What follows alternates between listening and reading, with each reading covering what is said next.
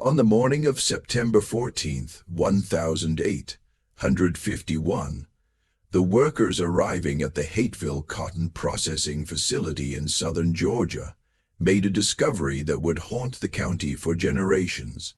Their overseer lay beneath the massive iron press, his skull compressed beyond anything recognizable as human.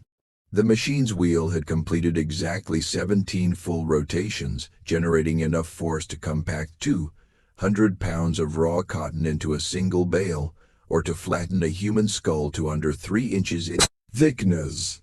What disturbed people wasn't merely the savagery of the act, but what the county sheriff uncovered 3 days afterward: a small wooden step stool placed with deliberate precision beside the press, constructed for someone standing no higher than 4 feet. The killing mechanism had been worked by a child's hands. But this was no ordinary child. Plantation records unearthed in 1923 and immediately locked away by the Georgia Historical Society identified the responsible boy, purchased 8 months prior for 8 cents, the same price as a broken piece of equipment. His name survives in a single document. His crime appears in none of the official ledgers. And what became of him remains among the most intentionally buried cases in antebellum Georgia's dark history. What truly unfolded inside that cotton press facility reveals something far more monstrous than murder itself. Before we go further into the story of Hapville's forgotten atrocity, I need to pause and ask you something.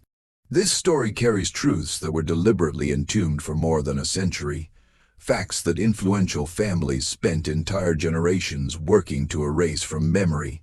If you're prepared to hear what truly happened inside the shadows of Georgia's cotton empire, subscribe to this channel and hit that notification bell.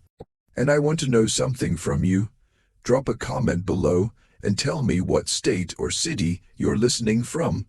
Are you in the South? Do you live anywhere near where these events actually took place? Let's uncover together what history deliberately chose not to tell us. The real story doesn't begin with violence. It begins with commerce.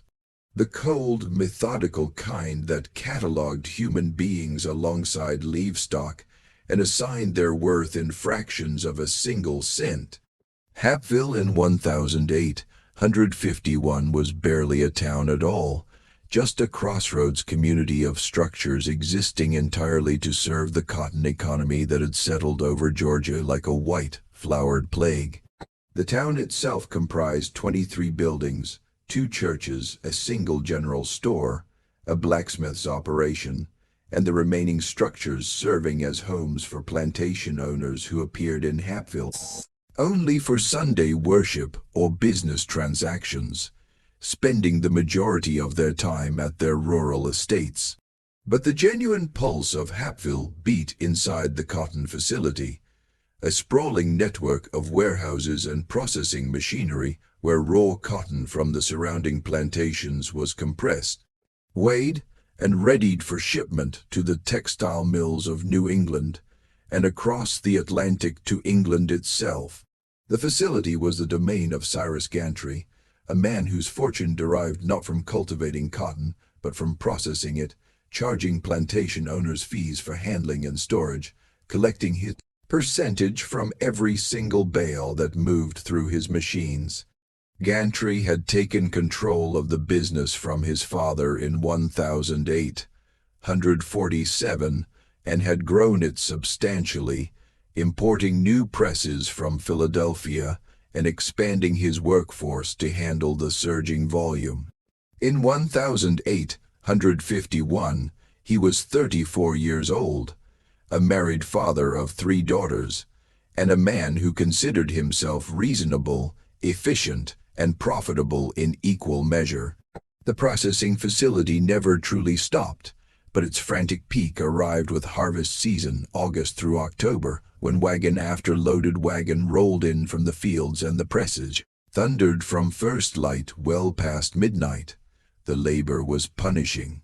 Lifting, sorting, feeding the enormous mechanical presses, operating the baling equipment, loading finished bales onto railway cars.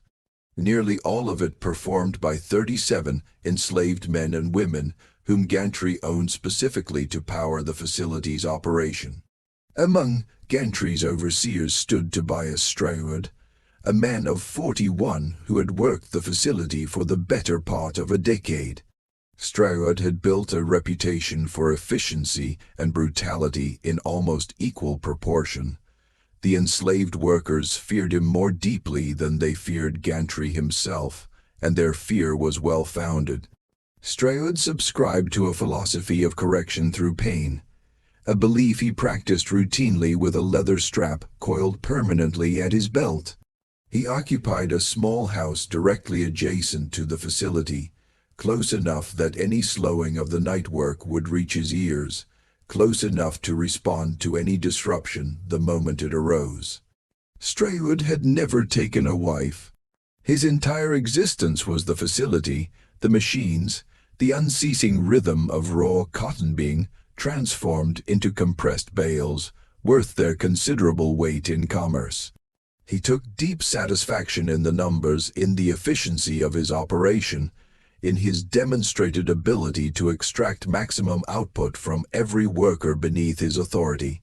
He maintained meticulous ledgers recording every bale processed, every hour worked, every instance of what he labeled defiance that required his correction. Yet Tobias Straywood carried one peculiarity that those around him noticed but rarely raised aloud. He collected nothing of monetary value, no coins, no jewelry, no artwork. He collected the broken and discarded, the objects everyone else had thrown away. His small house overflowed with cracked pottery he'd repaired, clocks that no longer kept accurate time but still ticked forward, furniture with missing legs propped up on wooden blocks.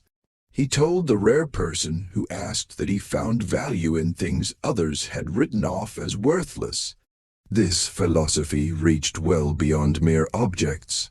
In February of 1851, a slave auction came to Hapville, a modest affair involving the liquidation of an estate following the sudden death of its owner, Nathaniel Vickers, from apoplexy. His widow was returning north to her family in South Carolina and needed every account settled before she departed Georgia permanently. The auction was conducted on a frigid Saturday morning outside the general store, with roughly 40 men assembled to examine the available lots and place their bids. Most of the enslaved people sold that morning fetched entirely predictable prices. Young men in their prime brought $1,200 to $1,500.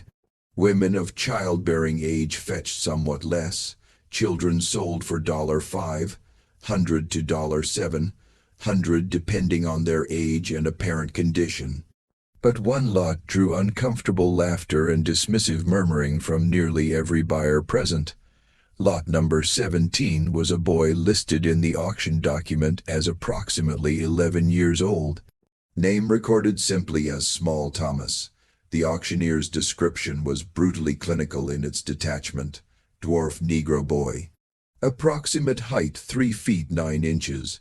Proportions irregular. Left arm shorter than right, spine curved. Feet turned inward. Has been employed in light household tasks. Understands English, generally obedient. The boy stood on the auction block wearing clothes several sizes beyond his frame, his head barely clearing the auctioneer's waist.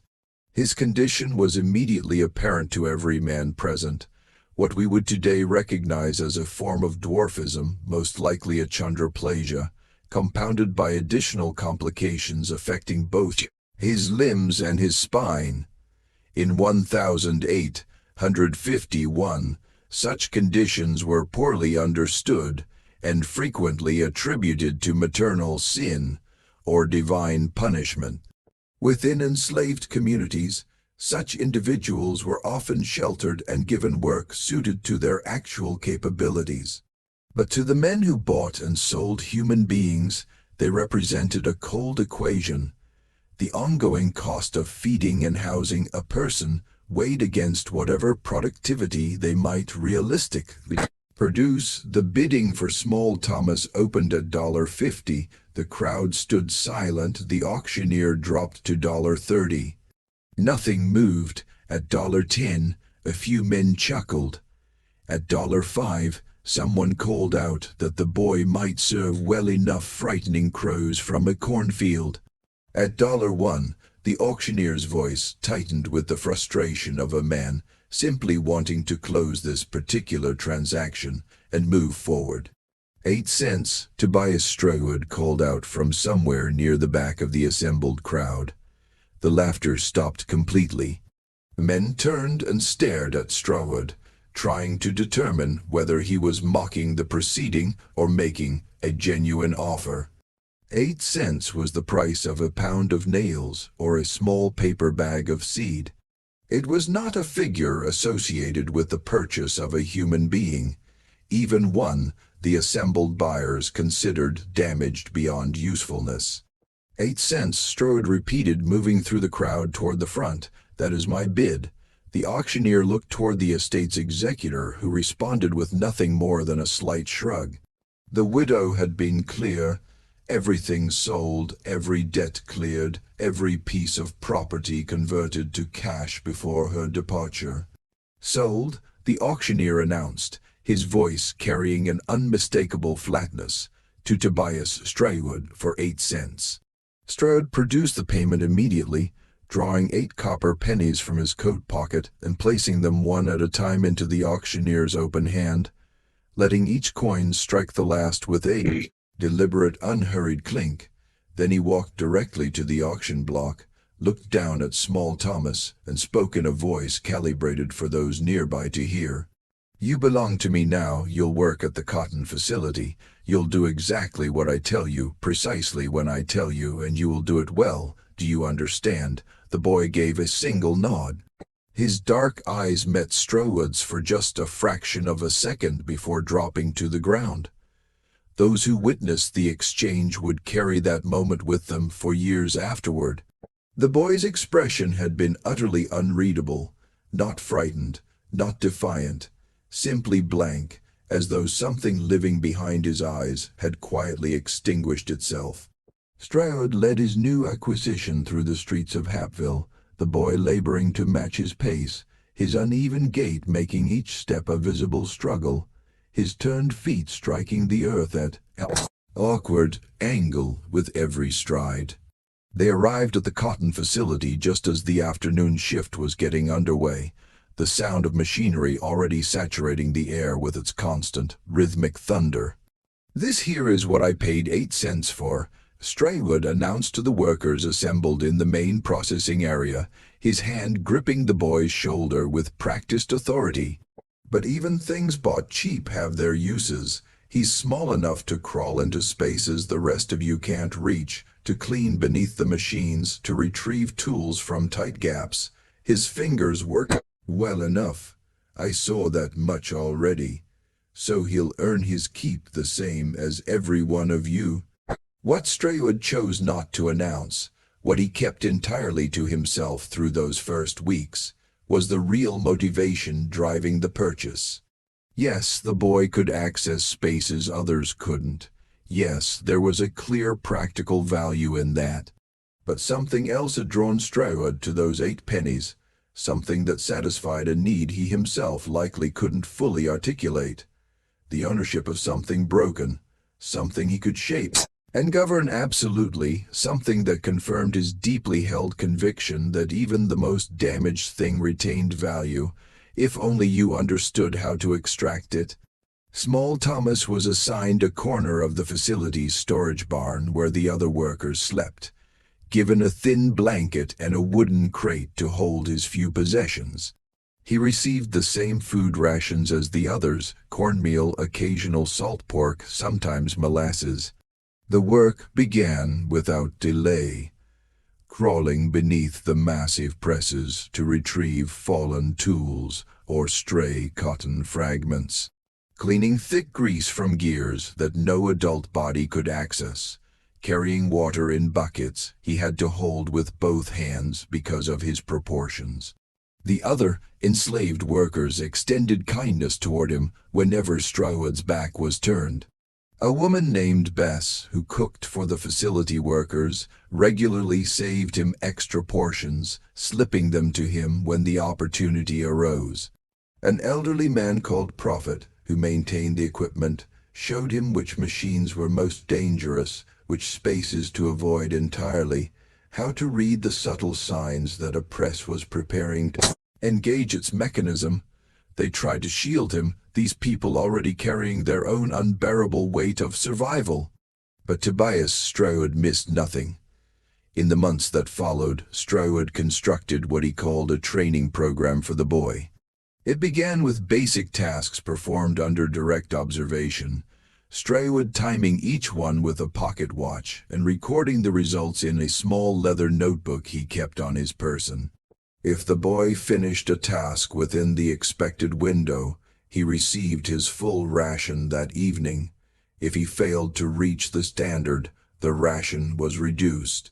This was the first instrument of control, hunger as motivation. The second instrument arrived in April, 2 months after the purchase. Stroud had a wooden sign constructed, crude letters burned directly into a pine board, 8-cent boy. He hung it around Thomas's neck on a leather cord and required him to wear it throughout all working hours. When other enslaved workers raised quiet objections, suggesting it was cruelty beyond even the facility's usual standards, Stroud's response carried a chilling internal logic. He needs to understand his value so he can appreciate that I'm giving him the opportunity to prove he's worth more. When he's earned back his purchase price in productivity, I'll take the sign off. Not before. By Stroud's calculations, at 8 cents, with the boy's limited output capacity, that sign would remain around his neck for approximately 7 years. This assumed, naturally, that the boy lived that long. Many around him doubted he would. The conditions were harsh, the work relentless, and children with physical complications frequently succumbed to illness, injury, or the grinding weight of simple exhaustion. But small Thomas survived. More than survived, he adapted. He learned to move through the facility with a surprising efficiency despite his disability, his uneven gait finding its own rhythm as he navigated between machines and bodies. He learned which tasks he could complete quickly, which demanded more time, how to anticipate Stroud's demands before they were spoken aloud.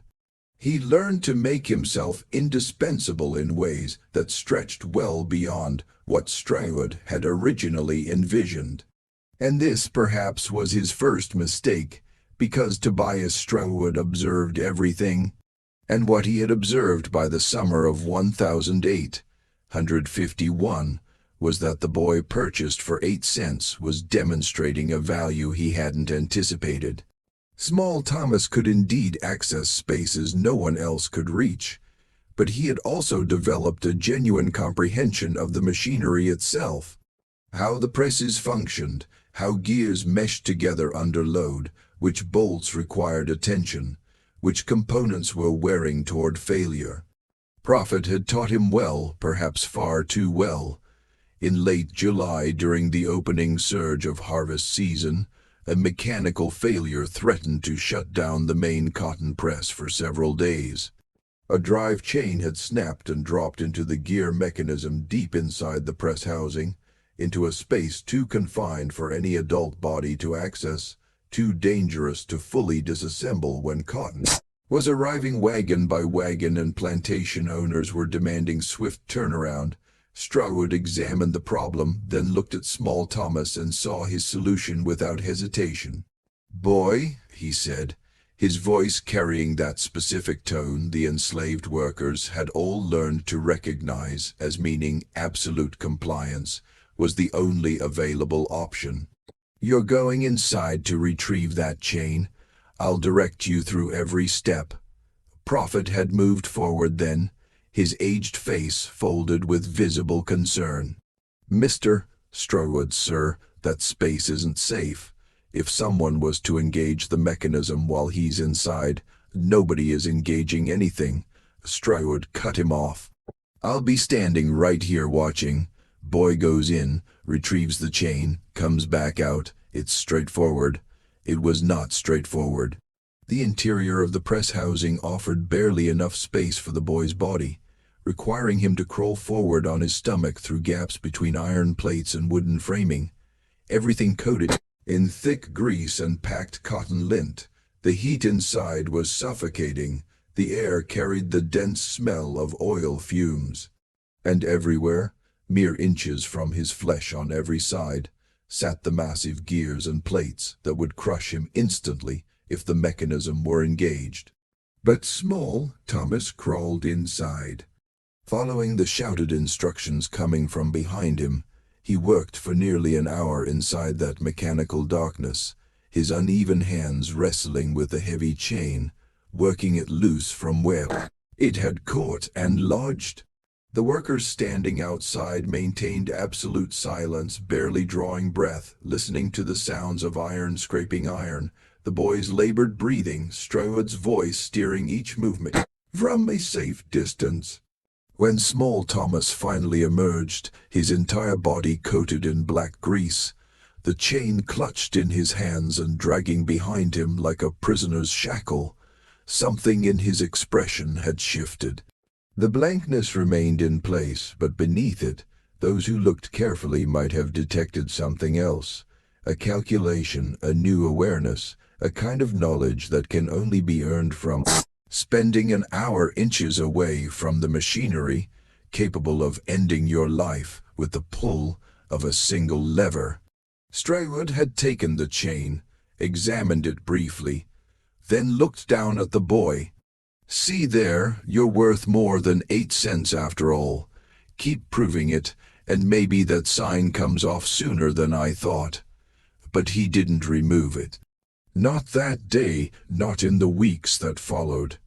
Even as the boy continued demonstrating his usefulness, continued performing tasks others couldn't execute, continued crawling into dangerous spaces to retrieve dropped tools and clear jammed mechanisms, the sign stayed in place, a constant, deliberate reminder: 8 cents, that's what you are. That's all you'll ever be, unless I decide otherwise. By early September, the harvest season had reached its peak intensity. The facility operated without pause, workers sleeping in rotating shifts, the machines never falling silent, the combined smell of cotton and human sweat and machine oil hanging over Hapville like morning fog that never lifted.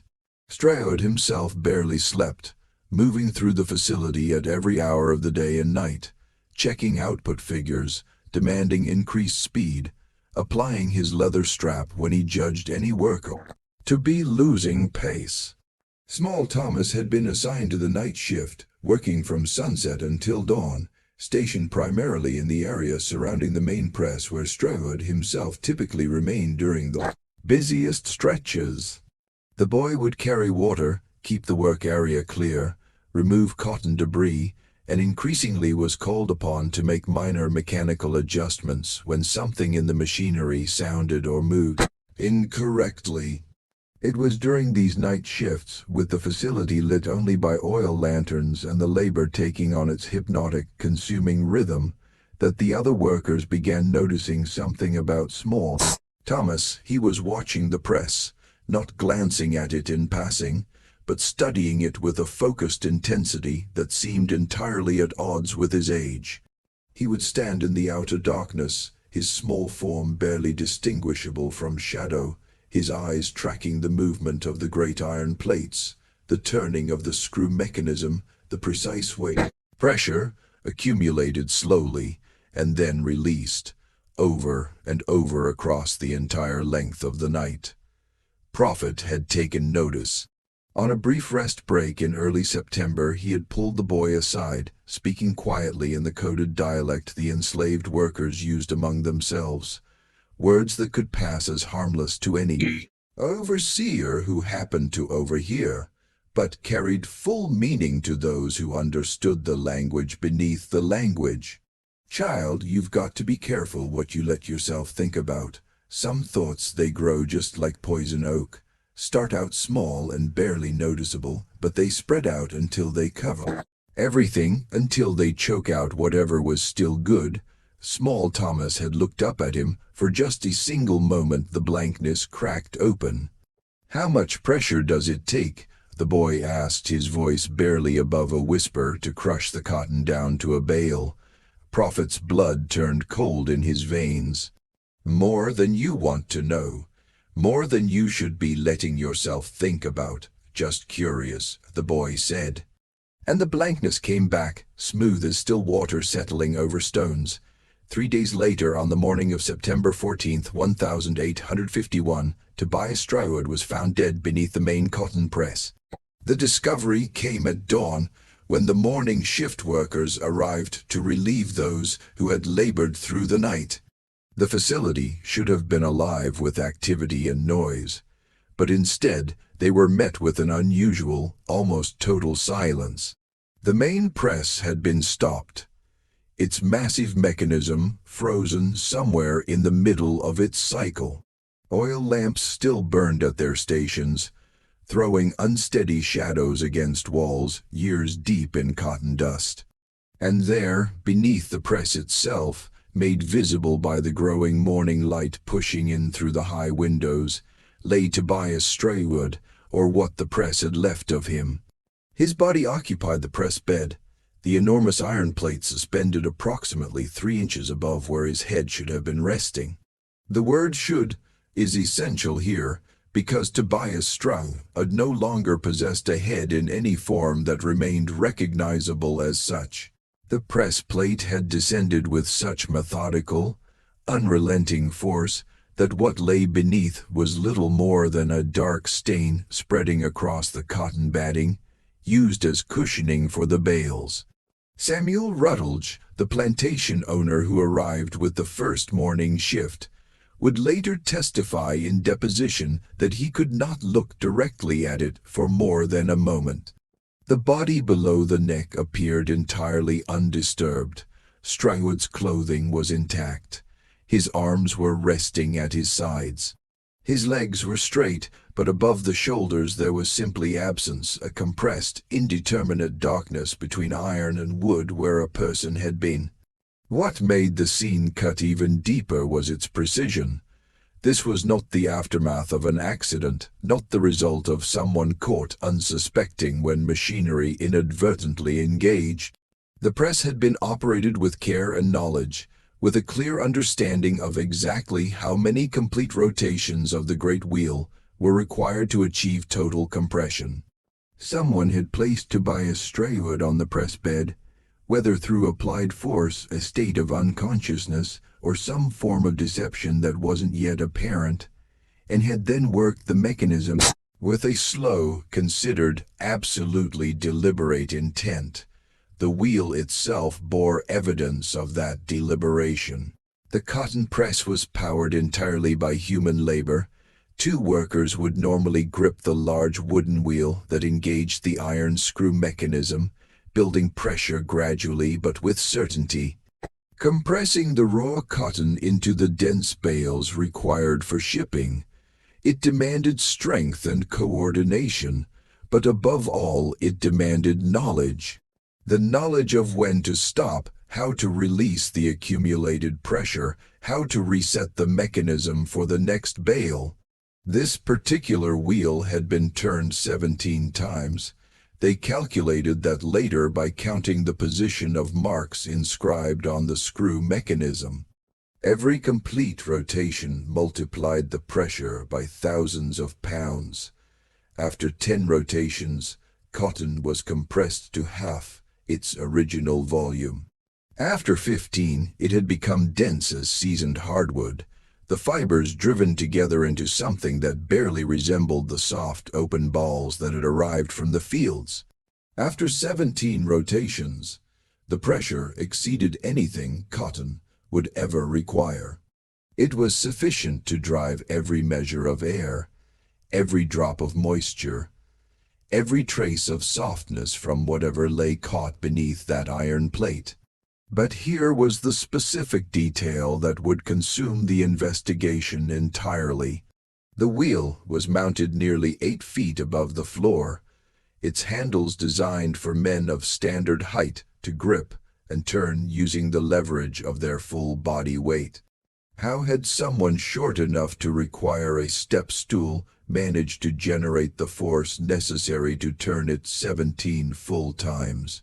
The answer stood 3 feet from the press. A wooden step stool, carefully assembled from scrap lumber found around the facility, its surface bearing scuff marks and pressure indentations consistent with someone standing on it repeatedly, shifting their weight, using it as a platform to reach the wheel handles overhead. But this stool was built low, barely 15 inches in height. Whoever had used it to operate the press stood no taller than 4 feet. Sheriff Edmund Howell arrived at the facility within an hour of the body being found. Howell was 60 years old, seasoned in frontier law enforcement, and had encountered violence across many forms during his decade serving Georgia's rural counties. But even he, according to the official report he filed with the county clerk, found the scene presented circumstances most disturbing to contemplate. His initial focus fell on the obvious questions: who had been assigned to the night shift? Where were those workers at this moment? Who had physical access to the facility during the hours in which this must have taken place? The answers came quickly, but each one carried more questions behind it. The night shift had consisted of 12 enslaved workers under Tobias Straywood's direct supervision. This was standard operating procedure during harvest season. Straywood habitually took personal charge of the overnight operation, believing the workers required his constant presence to maintain productivity through the crushing overnight hours. According to the workers now being questioned, Straywood had been alive and visibly active until approximately 3 in the morning, when he had completed his standard rounds of the facility, checking each workstation, making entries in his leather notebook. After that point, accounts became notably less precise. The work itself was hypnotic, exhausting, the kind that bent time in strange ways. A man could labor for what felt like an hour and discover only 20 minutes had passed on the clock. Or the reverse. In the flickering uncertainty of lamplight, with the machinery's constant noise surrounding everything, with the automatic repetition of the same physical movements hour after hour, someone could be absent from a station for an hour without anyone registering the gap. What the workers could confirm was that small Thomas, at which point Sheriff Howell learned for the first time about the 8-cent purchase and the sign that had been found lying in the boy's sleeping corner had been assigned to the main press area that very night. His designated tasks were keeping the area swept, carrying water for the press operators, clearing cotton debris from around the mechanisms, and assisting with any minor mechanical issues that arose. "Where is this boy now?" Howell asked. No one knew. His corner of the storage barn was empty. His blanket was folded with careful neatness. The wooden sign reading 8-cent BOY was lying on top of the crate that held everything he owned. A tin cup, a worn shirt several sizes too large for his frame, and a small smooth river stone that Prophet said the boy had found somewhere and kept for reasons he never explained to anyone. The search began immediately. 20 men fanned out across Hapville and the surrounding countryside, checking barns, moving through wooded areas, questioning anyone who might have observed a small child traveling alone. In 1851 Georgia, an enslaved person moving without papers, without authorization, without a white person present to account for them, was immediately and automatically suspect. A child with visible physical disabilities would be still more conspicuous, unable to disappear into a crowd, unable to move quickly over open ground. But small Thomas had vanished as completely as if the earth had simply opened and taken him. While the search continued across the countryside, Sheriff Howell returned to the crime scene and studied it with mounting unease. The more carefully he examined the details, the less the situation held together. The positioning of Stroud's body suggested he had either been unconscious when placed on the press bed, or had somehow been persuaded to lie there on his own. But why would Stroud, a man whose defining characteristic was suspicion and the need for absolute control, allow himself to be positioned in such total vulnerability? The press mechanism demonstrated signs of unhurried, careful operation. This was not frantic work, not panicked work. Whoever had turned that wheel had taken their time, had rotated it slowly and with full intention, had almost certainly watched as the pressure built, as the iron plate descended degree by degree. As Tobias Stroud's life narrowed to its final moment, Dr. Marcus Fenneman, the town's physician who had been summoned to examine the remains, noted in his official report, death would have been achieved within seconds of the cranium's collapse. However, given the evidence of progressive, staged compression, the deceased may have retained consciousness and experienced significant terror and pain during the moments immediately preceding death. The precision of the injury indicates deliberate human intent rather than accidental mechanical engagement. On the second day following the discovery, Prophet was brought in for extended questioning. As the enslaved worker with the deepest knowledge of the facility's machinery, and the closest thing to a genuine relationship with small Thomas, he was considered the most significant witness available. The questioning took place in Hapville's single-room jail, Sheriff Howell seated across a rough wooden table from the elderly man whose hands trembled slightly, not from fear but from the arthritis that had worked into his joints over decades of heavy labor. "Tell me about the boy," Howell said, his voice carrying neither warmth nor particular hostility, simply the flat efficiency of a man who needed information. "What was he like? Did he ever speak about Stroud, about the work, the machines?" Prophet selected every word with visible care, fully aware that anything he said had the potential to bring punishment down on himself or others around him. "The child was quiet, sir, kept mostly to himself, did his work without raising any complaint. Mr. Stroud, he was hard on the boy, but he was hard on everybody." "Did the boy ever threaten Stroud? Did you ever see defiance in him?" "No, sir. The child did exactly what he was told. Wore that sign around his neck every single day without a word of protest." "But you taught him the machines," Howell pressed forward. "You showed him how they functioned." Prophet felt the trap drawing closed around him. "Yes, sir, so he'd know enough to keep himself safe. So he wouldn't get himself hurt doing the jobs Mr. Stroud kept giving him. Those machines, they'll kill a man quick if he doesn't understand them, so he understood them well enough to operate them."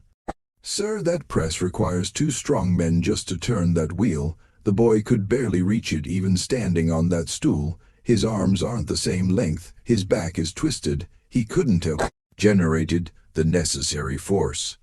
This was the central impossibility that paralyzed the investigation. Every man who worked the facility confirmed it. Operating the main press required genuine physical strength and careful coordination, even with a step stool, even with a thorough knowledge of mechanism. How could a small boy with serious physical disabilities accomplish what typically required 2 adult men working together in coordination? Sheriff Howell had risen from his chair and moved to the jail's small window, looking out at Hapville's dusty main road. "Unless," he said slowly, working through it aloud, he wasn't working alone. Unless someone else provided the strength. Someone strong enough to turn that wheel while the boy directed every step of operation.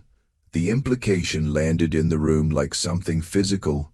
This was not the solitary act of a child. This was conspiracy. This was multiple enslaved people working in deliberate coordination to kill their overseer. And in 1851 Georgia, that accusation carried implications that extended far beyond a single facility, a single crime, a single body beneath a single press. The entire social architecture of the antebellum South rested on the foundational assumption that enslaved people, regardless of what they privately felt about their condition, would not organize themselves against those who held power over them. Individual defiance, yes, running, breaking tools, working slowly, feigning illness. But coordinated, premeditated murder that implied something infinitely more dangerous to the system than any single act of desperation. Over the following week, every enslaved person who had worked the night shift was questioned individually, their separate accounts examined for alignment, every contradiction carefully noted. Howell was searching for evidence of prior planning, proof that multiple people had been involved in what happened between 3 in the morning and dawn. He was particularly focused on the hours between 3, when multiple witnesses had last confirmed seeing Stroud alive, and dawn, when the body was discovered. But the accounts proved frustratingly, almost impossibly, consistent. Every person had been at their assigned station, working without interruption, focused entirely on meeting the production quotas that Stroud himself had established. No one had observed anything unusual. No one had heard anything that didn't belong among the normal sounds of machinery and labor. And critically, not one person admitted to seeing small Thomas during those precise hours when Tobias Stroud was being positioned and compressed beneath the press that Stroud himself had forced the boy to learn, to service, to crawl inside when chains broke and gears failed. It was as though the boy had become invisible during the exact window when everything happened. The wooden sign, 8-cent BOY burned into pine, became the focal point of accumulating speculation. It had been found in the boy's sleeping area, removed from around his neck at some point during that final night. Had he taken it off himself? Had another hand removed it? And what, if anything, did that act signify? Bess, the woman who cooked for the facility workers, was brought in to answer questions about the boy's state of mind in the days leading up to the murder. She had described him as unchanged, quiet, withdrawn, compliant. But when Howell pressed her specifically on whether the boy had shown any signs of planning, any evidence of anger or resentment building beneath the surface, she said something that stopped the sheriff's breath in his chest. "That child never showed anger, sir. Never saw him cry either. He was like a bucket with all the water already drained out, just completely empty, but he watched things, watched the machines mostly. Studied them the way certain men study their scripture, like he was looking for something written inside them that nobody else could read.